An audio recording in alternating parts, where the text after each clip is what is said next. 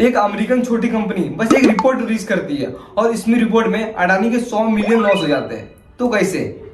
Hindenburg में एक report release की और इंडिया के सबसे रिचेस्ट आदमी पर एक बहुत सारे आरोप लगाए गए, जैसे बहुत ही ज्यादा गहरे आरोप। उससे अडानी को बहुत सारे नुकसान हुए, जैसे कि अडानी के 100 मिलियन से ज्यादा लॉस हो गए, उनके हर स्टॉक 50% से ज्यादा डाउन हो गए थे बस एक रिपोर्ट के चक्कर में।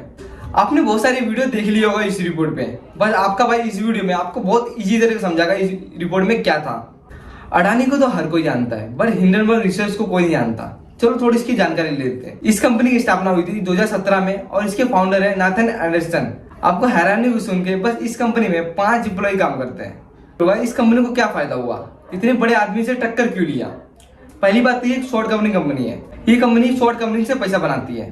तो आपको पता नहीं हो शॉर्ट कंपनी क्या होता है। जैसे आप कोई कंपनी का शेयर लेके बैठे हो और सोचते हो शेयर का प्राइस बढ़ जाए जिससे आपको प्रॉफिट होता है, और लोग ये सोचते हैं शेयर का प्राइस जैसे घट जाए उनको प्रॉफिट होता है। जैसे आप स्कैम 993 देखा होगा तो उसने हर्षद ने अच्छे समझाया है। जैसे कंपनी जाती है ब्रोकर के पास, उनको बोलती है अडानी के एक शेयर की प्राइस चल रही है 2000 रुपये, और वो ब्रोकर को बोलती है मैं 10,000 शेयर दे दो मेरे को 2000 के रेट में, और 2000 के रेट में 20 लाख का शेयर पड़ता है 10,000। ओके, तो वही रेट और ये रिपोर्ट लॉन्च होते ही अडानी के 50% शेयर की प्राइस घट गई और उनको 1000 रुपये प्रॉफिट हो गया। और वही शेयर उनको 1000 में खरीद के 10,000 शेयर दे देते हैं ब्रोकर को वापस, और उससे ही पैसा बना लेते हैं। समझ गए? इससे अच्छा मैं नहीं समझा सकता, और इससे बहुत सारे पैसे बनाए ने हिंडनबर्ग रिपोर्ट ने।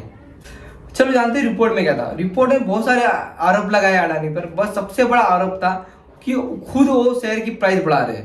मतलब कैसा? जैसे आपने हर्षद मेहता स्कैम के बारे में सुना होगा, जैसे एसीसी लिमिटेड को 100 रुपये से वो 7,000 तक पहुंचाया था, उसे अडानी ने 3 सालों में अपने 200 वाले स्टॉक को 4,500 तक पहुंचाया था। कंपनी का रेवेन्यू ज्यादा कुछ। पहली बात तो अडानी के 3 सालों में इतनी अच्छी ग्रोथ कैसे हो गई, क्योंकि कंपनी का रेवेन्यू है ही नहीं।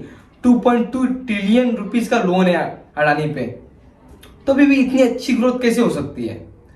उनके भाई अडानी के बड़े भाई पे आरोप लगाया कि बहुत सारी फेक कंपनी बनाकर वो खुद ही इन्वेस्ट करा रहे अपनी कंपनी में। तो कैसे? जैसे एक मेरी कंपनी है और वो कंपनी का मैंने आईपीओ लाना चाहता हूँ, और 75% शेयर मेरे पास और मेरे प्रमोटर के पास रहेंगे, और 25% शेयर पब्लिक के पास रहेंगे।